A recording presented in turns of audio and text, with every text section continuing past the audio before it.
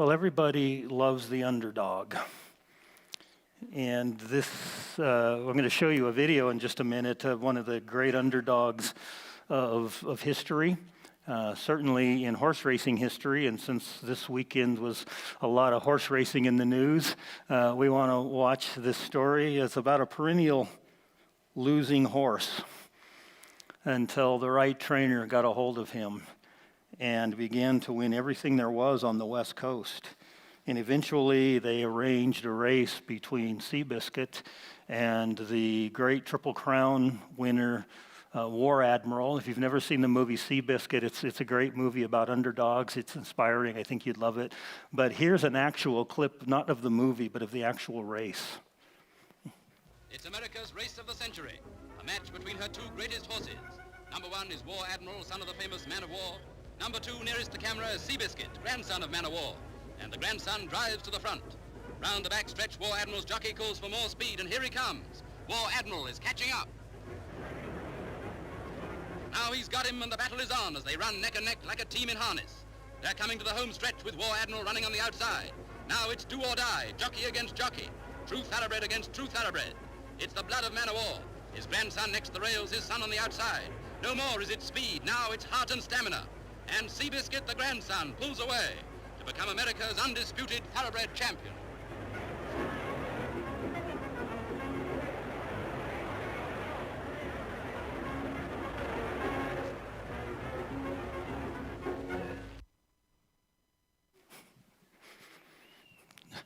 Just a fun, brief moment.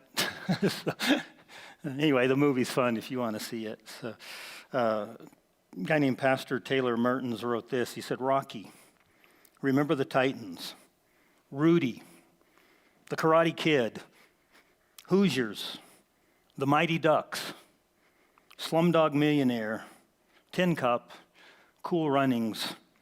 I could go on and on. Those are just the movies. We are beyond fascinated with underdog stories, with the Davids who defeat their Goliaths. We love rooting for the hero who appears to have no chance of winning. Maybe there's something in our humanity that bends towards the least likely victor who triumphs over evil. And of course, the idea of David and Goliath has become synonymous with underdogs, with the little guy fighting the big guy, with good against evil. And we're going to look at that famous story today in our studies of 1 Samuel. It's not just a story about small and big. It's not just a story about good and evil. It is a story about God doing battle for his people and us doing it God's way, boldly stepping out in God's way of doing things. And that's what we want to see in this famous story today. It's not only the most famous story in 1 Samuel that we've been studying for a number of weeks, it's arguably the most famous story in the whole Bible. And so we want to look at it today. There's two nations coming together. They're lining up in battle array to fight each other. And as they draw their lines, this is where this famous drama unfolds. And we're just going to walk through it, kind of a story summary, and then some lessons that it has for us today. It begins with some introductions. The two main characters are presented to us, and it's quite a contrast, as you probably know. The first character is Goliath. It says, there came out of the camp of the Philistines a champion named Goliath of Gath, whose height was 6 cubits and a span. This guy was probably of the tribe called the Anakim. The Anakim were a people who lived in Israel before the Exodus and before conquering of the land by Joshua. When the spies went into the land, they came back and said there's giants in the land, these gigantic people, that most of those spies says we can't fight them. But eventually Joshua and Caleb chased them out of Israel, and we're told that they settled in Gath and Ashdod.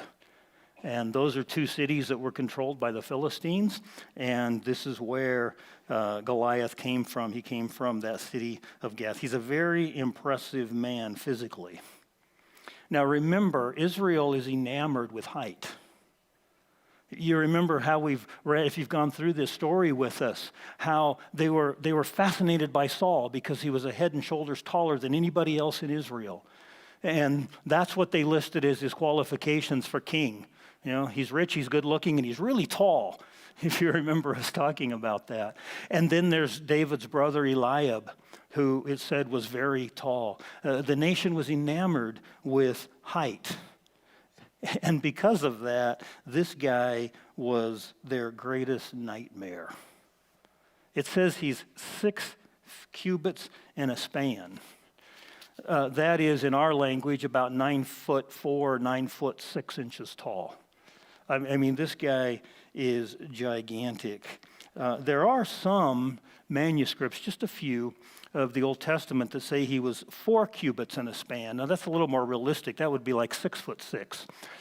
But that doesn't fit the story because everything points to this guy being so much bigger than anybody else. And if the average person in Israel was about 5'6", and Saul was head and shoulders above him, Saul was probably 6'6" himself. And so it wouldn't make any sense for Goliath to be that tall. He wouldn't be any taller than Saul. But it makes a big deal about his armor of brass and iron. And this is the kind of armor that a normal man couldn't manipulate.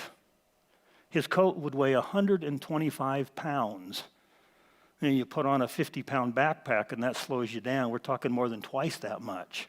Just his coat, 125 pounds. The head of his spear weighed 15 or 16 pounds. Now, if you know me, you know I'm a former big-time bowler. I mean, I use 15-pound bowling balls, and I can't imagine picking up something the weight of a bowling ball on the end of a rod and trying to hurl it somewhere.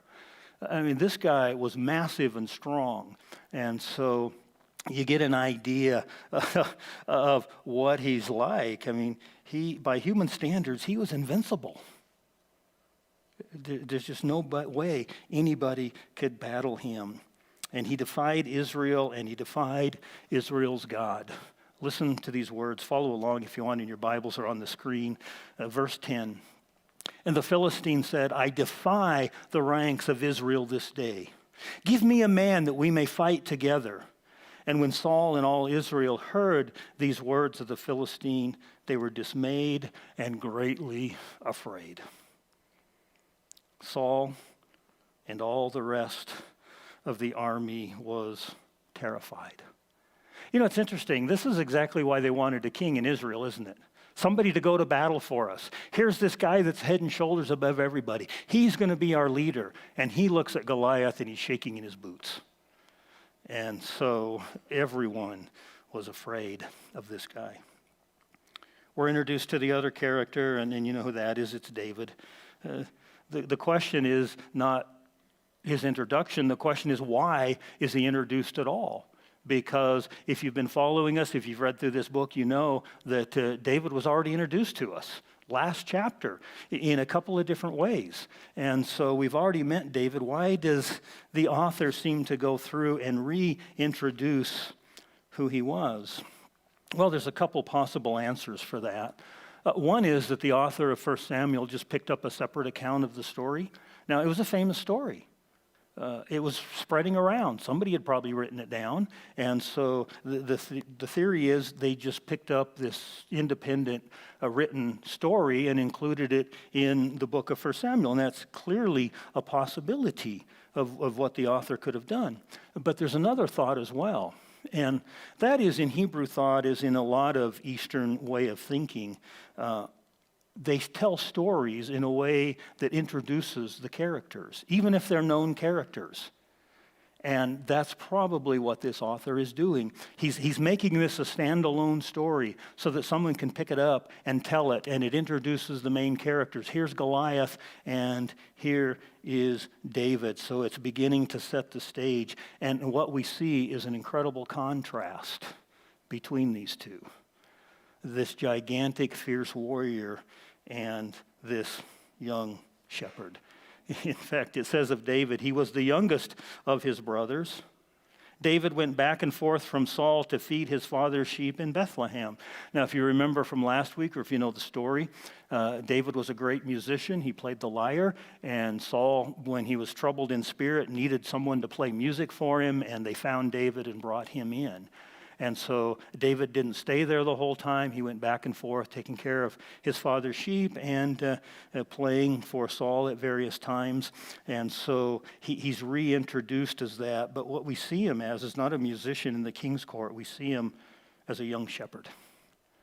And so you see the dramatic contrast between this fierce warrior and this young shepherd. And so after the introductions of the characters, the author sets up the scene for us. And this is the setup. Jesse sent his son David with supplies for his brothers. His 3 oldest brothers were in Saul's army. In those days, the army didn't supply a whole lot. People would bring their own weapons. Sometimes they had to bring some of their own supplies, and oftentimes families would have somebody come to the front lines just to bring food and supplies to the people, and that's what's happening here. Jesse sent his youngest son to go take care of his 3 older brothers. And when he arrives, he hears Goliath's taunt. And I didn't read the whole thing, but Goliath is out there saying, just send one man to challenge me. If he wins, you win. If I win, we win. We'll be your servants, or you'll be our servants.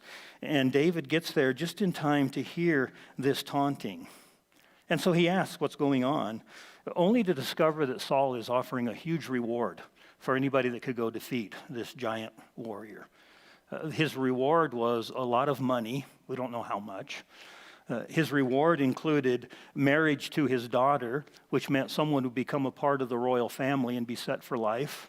And it includes freedom, as it says here, which clearly in the context means freedom from taxes. And so this is quite a reward. In fact, it's surprising that some crazy soldier didn't stand up and say, I'd do that. You know, in every group, there's the one crazy guy that's willing to take the risk. And in an army like this, you would think there would be somebody crazy enough to stand up and say, that's worth the risk, I'll go try it. But no one did. And it just reveals to you how terrifying Goliath was to these soldiers. But David's questioning does do one thing. It causes enough of a stir that Saul heard about it and called David to talk to him. Now, the only opposition up to this point that we see of David comes from his own family, comes from his oldest brother Eliab.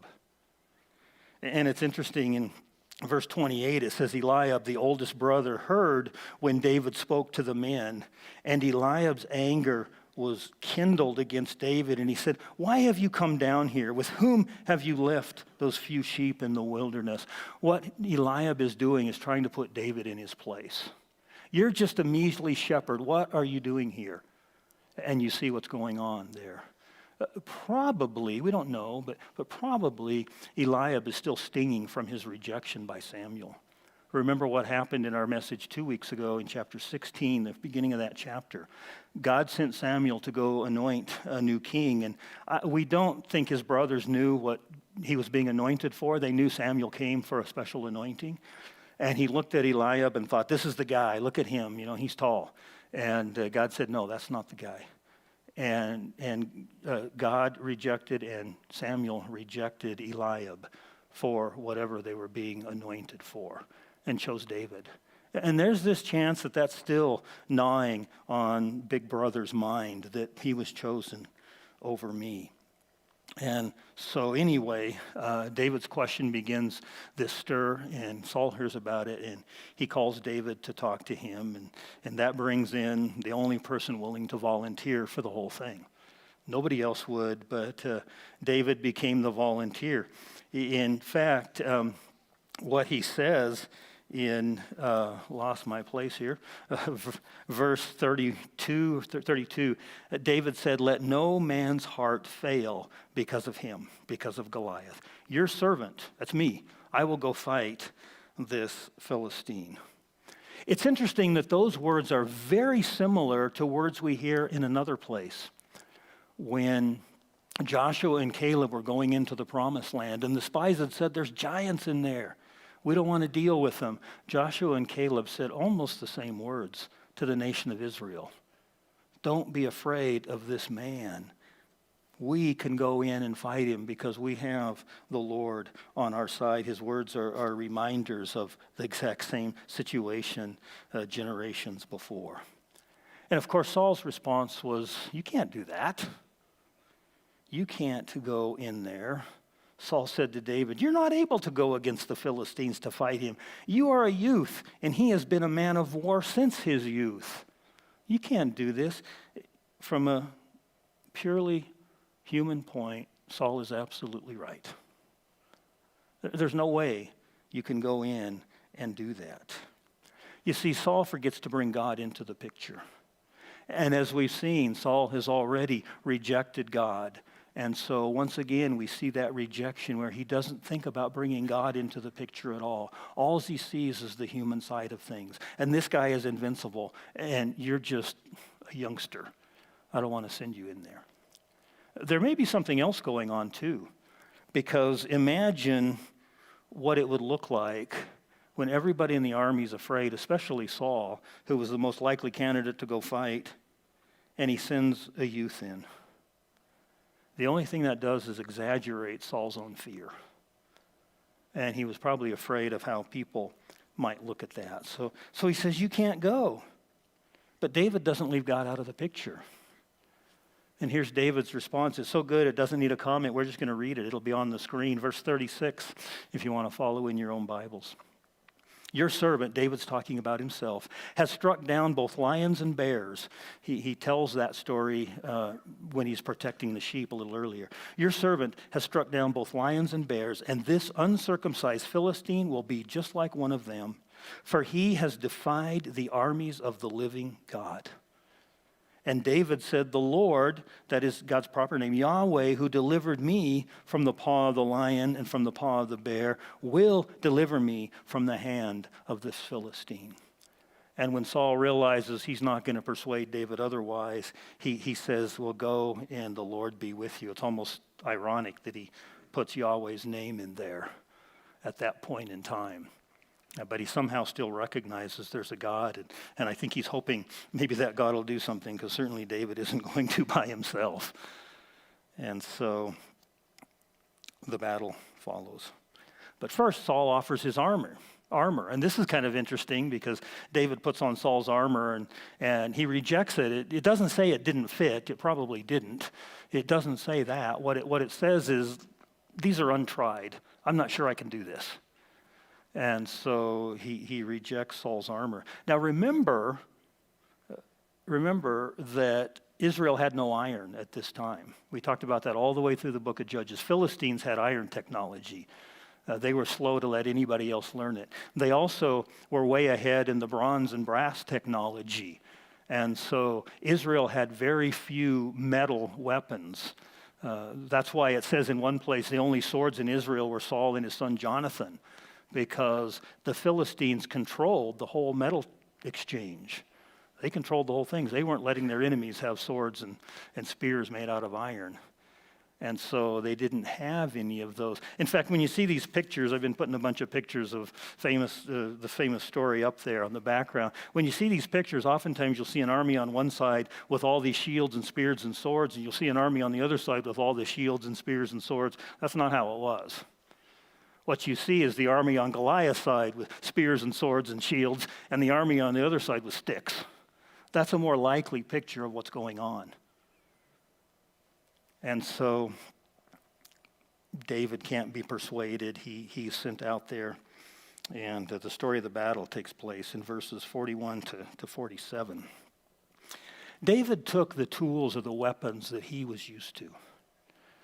He had a sling and he had a shepherd's staff, and that's what he took with him. Weapons he knew well. He had trained himself with a sling to be extremely accurate with it. And he picked up 5 stones. Now, some people try to read a lot into 5 stones. You know, when you read the Bible and you see numbers, they're just numbers. There are a few places where they're symbolic, but especially in stories like this, you don't need to read other things in there. It just tells you what happened. He picked up 5 stones. But here's what I found interesting this week that I didn't know. One of the commentaries said the stones that they've seen in slings in archaeological discoveries were tennis ball size. This is not what was in my imagination of this story. This is the kind of stone we're talking about, something about this big. And it went on to say, with the length of these slings, they could throw these things over 100 miles an hour. Now that's going to do some damage. I think it'd probably go right through the walls of our building. We're talking, major damage with a rock that size and sending it that fast. And so those are the weapons of David's choice. They're the kinds of things he's used to.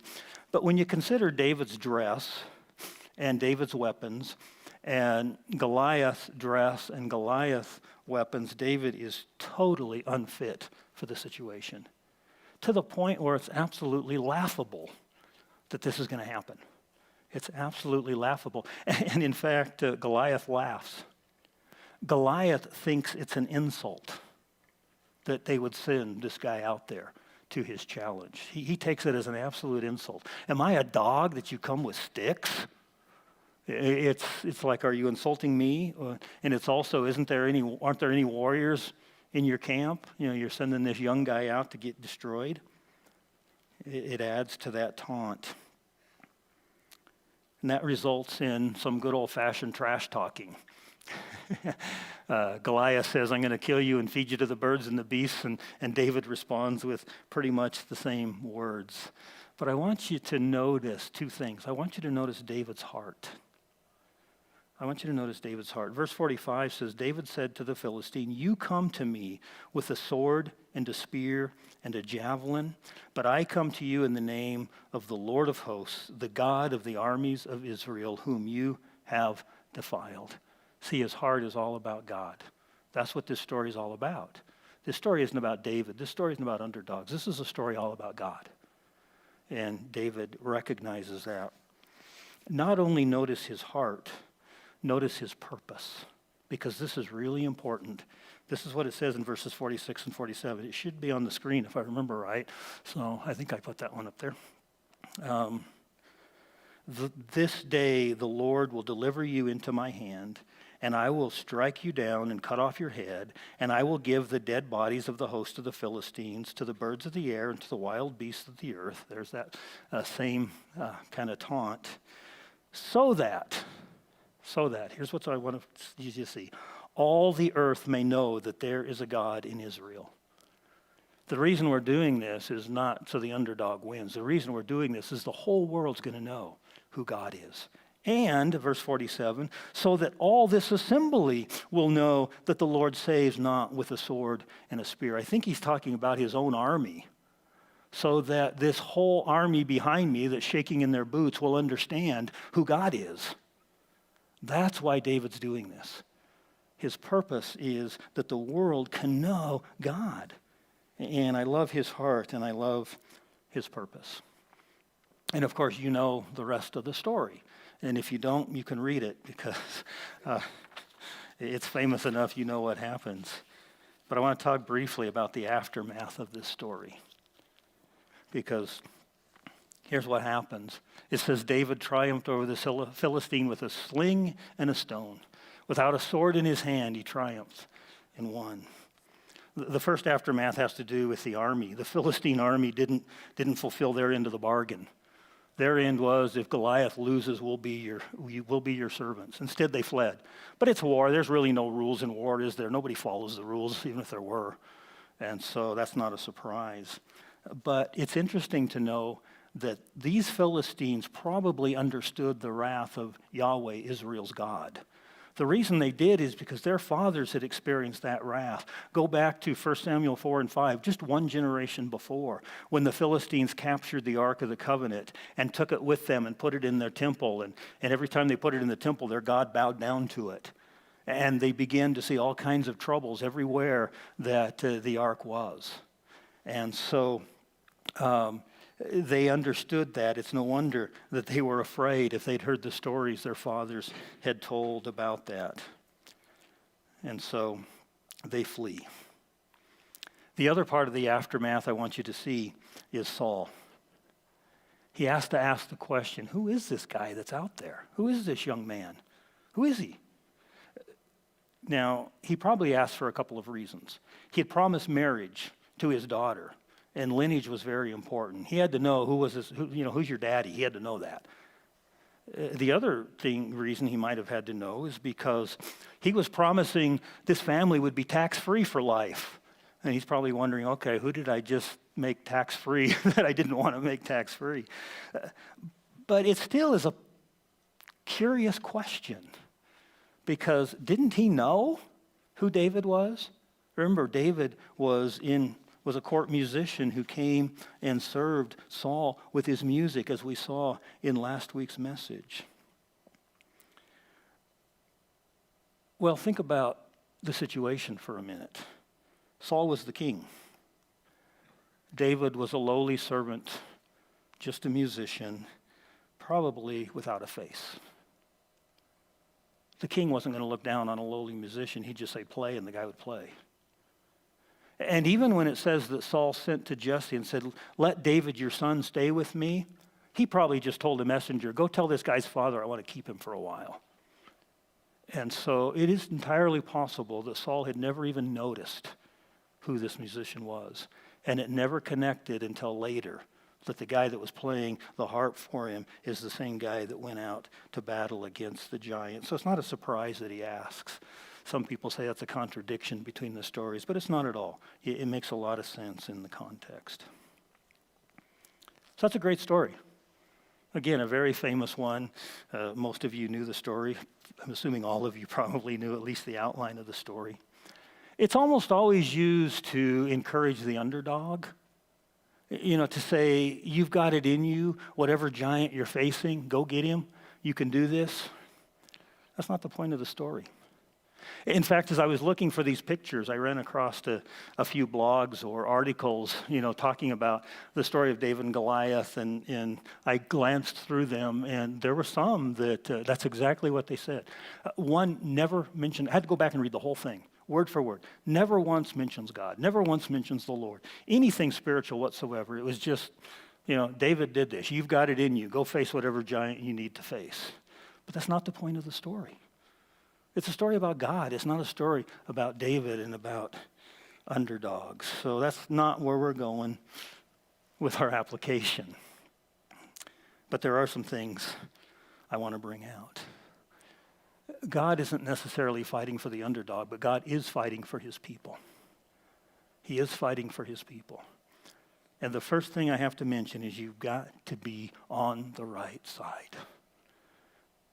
You can be whatever underdog you want, but God's not fighting for you if you're not one of his people. And so you have to know that you're one of his people.